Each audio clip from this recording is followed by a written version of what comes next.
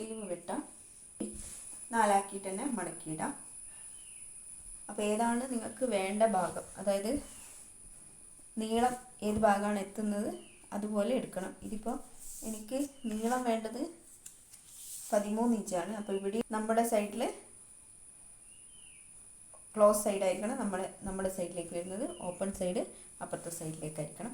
Okay, ഇനി sleeve വെട്ടാം. അപ്പോൾ നമുക്ക് ടോട്ടൽ ലെങ്ത്ത് വേണ്ടത് 13 ഇഞ്ചാണ്. 13 ഇഞ്ചാണ് വേണ്ടത്. അതിന് മുന്നേ നമുക്കിവിടെ അടിച്ച് മറിക്കാൻ വേണ്ടി ഒരു അര ഇഞ്ച് നമ്മളിതാ ഇങ്ങനെ കൊടുക്കാം.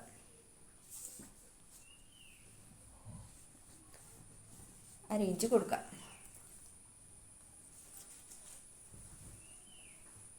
അര ഇഞ്ച് കൊടുത്തിട്ടുണ്ട്. ഇനി നമുക്ക് നീളം അളക്കാം. നീളം എനിക്ക് വേണ്ടത് 13 ഇഞ്ചാണ്.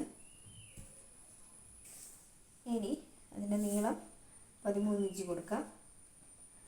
പ്ലസ് ഒരു ഇഞ്ച് മടക്കി തയ്ക്കാൻ വേണ്ടിയിട്ട്. ഇത് ലൈനിങ് ഒന്നും ഇല്ലാത്ത തുണിയായതുകൊണ്ട് മടക്കിയിട്ടാണ് തയ്ക്കുക. അതുകൊണ്ട് ഒരു ഇഞ്ച് കൂടി അധികം കൊടുക്കാം. അതുപോലെ ഇവിടെയും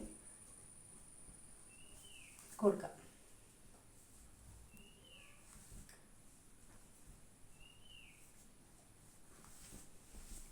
ഇങ്ങനെ വരഞ്ഞെടുത്തിട്ടുണ്ട്.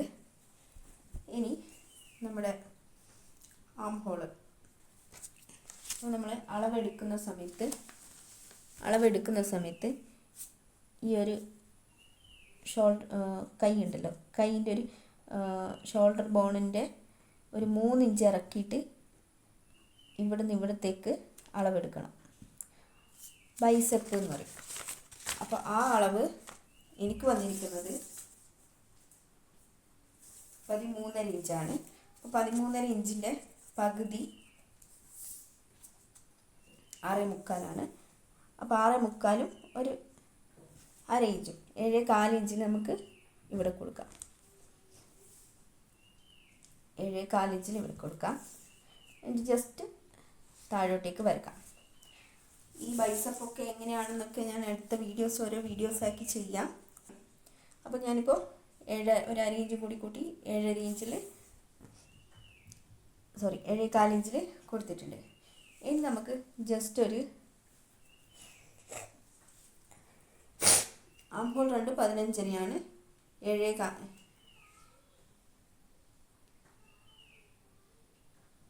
7.25 ഇഞ്ച്. അപ്പോൾ ഇവിടുന്ന് 7.25 എവിടത്തേക്ക് വരും എന്ന് നോക്കാം. 7.25 ഇവിടെ പല മെത്തേഡിൽ ചെയ്യാം. 7.25 ഇവിടെ വരും.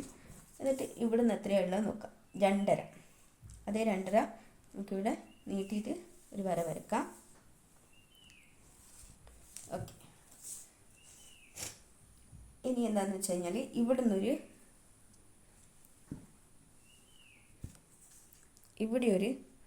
1-1.25 ഇഞ്ചിലോ കൊടുക്കാം.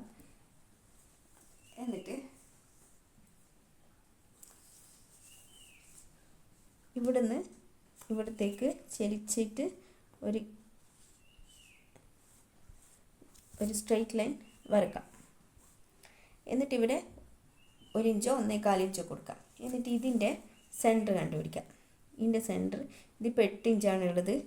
8ൻ്റെ പകുതി 4 ഇഞ്ച്. ഇവിടെയും സെൻറ്റർ 6 ഇഞ്ച് 2 ഇഞ്ച്. ഇങ്ങനെ കംപ്ലീറ്റ് ആയിട്ട് 4 ഭാഗമാക്കിയിട്ട് ഇതിനെ മാറ്റാം. എന്നിട്ട് ഇതാണ് സെൻറ്റർ വരുന്നത്.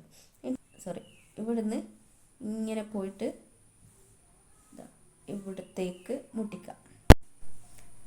ഒരു അര ഇഞ്ച് മുകളിലോട്ടായി ഈ ഒരു സ്ട്രെയിറ്റ് ലൈനിൻ്റെ അര ഇഞ്ച് മുകളിലോട്ടായിട്ട് ഇങ്ങനെ എടുക്കാം. ഓക്കെ. ഇനി ഇതിൻ്റെ ഫ്രണ്ട് കൈക്കുഴി കുഴിച്ച് വരണം. അപ്പോൾ ഇവിടുന്ന് ഇങ്ങനെ തന്നെ എടുത്ത് ഈ ഒരു സെൻട്രൽ ലൈനിൻ്റെ നടുക്കേക്ക് എടുക്കുക.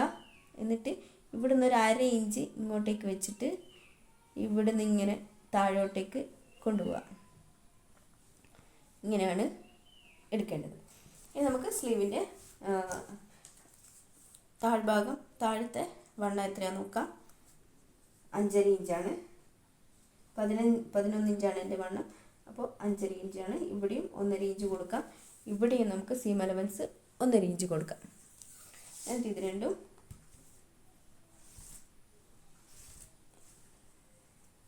യോജിപ്പിച്ചെടുക്കാം.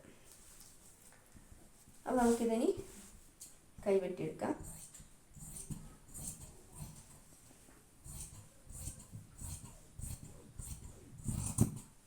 നിങ്ങൾ എത്രയാണോ സീം കൊടുക്കുന്നത് അത്രയും ഇതിൽ കൊടുക്കാം.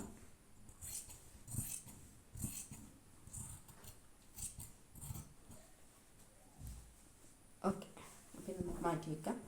ഇനി ഇവിടെയും നമ്മുടെ നോച്ചസ് ഒക്കെ ഇവിടെ കൊടുക്കണം. സെൻറ്ററിലും നോച്ച് കൊടുക്കാം. സെൻറ്ററിൽ നോച്ച് കൊടുക്കാം. ഓക്കെ, ഇനിയുള്ളത് ശ്രദ്ധിക്കേണ്ട കാര്യമാണ്. നമ്മുടെ സ്ലീവ് ഇങ്ങനെ വെക്കാം.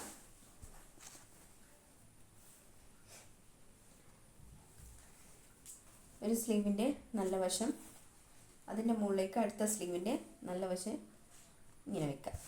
അത് എന്തായാലും ശ്രദ്ധിക്കണം. ശ്രദ്ധിച്ചിട്ടില്ലെങ്കിൽ പണിയിട്ടും തിരിഞ്ഞു പോകും. ഓക്കെ, ഇങ്ങനെ കിട്ടിയല്ലോ. ഇനി നമുക്ക് ഈ ഒരു വശം നമുക്ക് കട്ട് ചെയ്തെടുക്കാം. ഫ്രണ്ടാണ്, ഫ്രണ്ട് കട്ട് ചെയ്തെടുക്കാം.